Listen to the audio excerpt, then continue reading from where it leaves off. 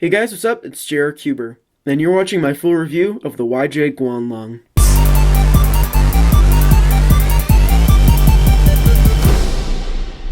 The YJ GuanLong is only $4 from the Cubicle.us, making it one of the cheapest speed cubes in production. It's a slightly smaller 56mm cube, and I personally haven't noticed much of a size difference. The cube came with the obvious stock shades, which have been replaced with my shades. So the GuanLong is a new YJ cube to add with the Sulong, Qilong, and Yulong, and it's marketed as the most affordable speed cube out today. It's received quite a bit of hype in the community, so let's see what it's all about.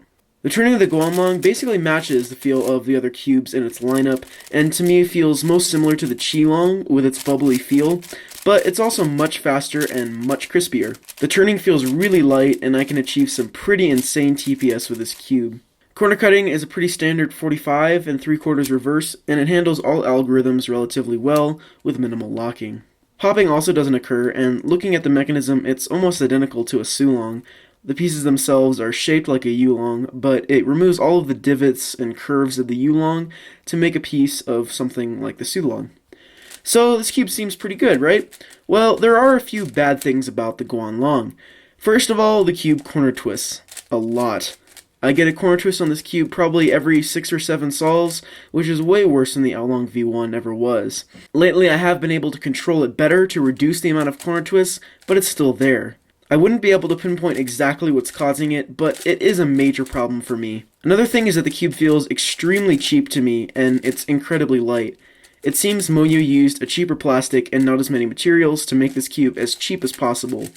The cube definitely feels like it could break or bend without a whole lot of force, which is not a good sign.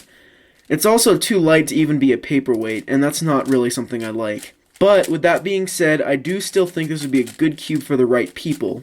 This would be the absolute ideal cube as a first speed cube. It's cheap, has good corner cutting, and great turning.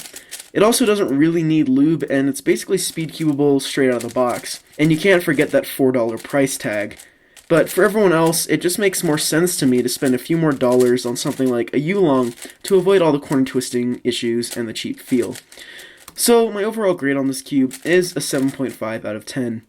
I can't recommend this cube enough for a beginner in the market for a first or second speed cube, but to everyone else, you can get it if you want considering it's so cheap, but I wouldn't really see the point.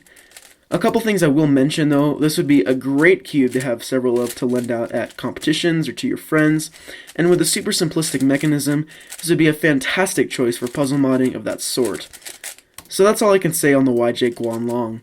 If you would like to purchase this cube, the link will be in the description. If you like this video, give it a like, and if you haven't already done so, like my Facebook page and subscribe. Thanks for watching guys, bye.